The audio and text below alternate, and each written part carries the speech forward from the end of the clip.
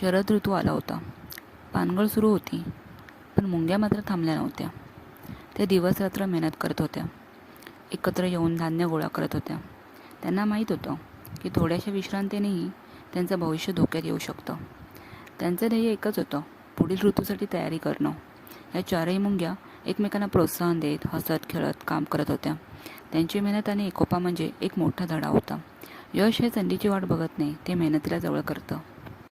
सूर्यफूल हसत होतं आणि मधमाशी त्याच्या भोवती फडफडत फिरत होती. फुलाने विचारलं, तू रोज माझ्याकडे येतोस आणि मी तुला परत पाठवते मध घेऊन, का?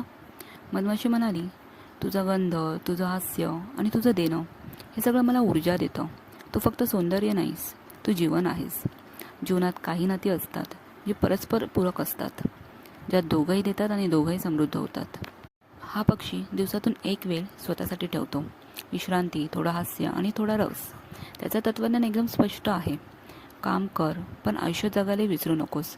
जीवन हे केवळ जबाबदाऱ्या निभावणं नाही, तर ते आनंदात जगणं देखील आहे. पांडा उठला, पण अजूनही तो झोपेच्या मिठीत होता.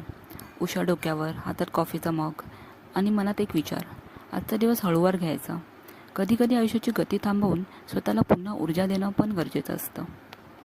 ती मुलगी रात्रीच्या प्रकाशात बसली होती. तिच्या डोळ्यात चमक होती, स्वप्नांची, जिद्दीची आणि निश्चयाची. ती म्हणाली, जग कितीही कठीण असलं तरी मी माझा उजेड शोधणारच.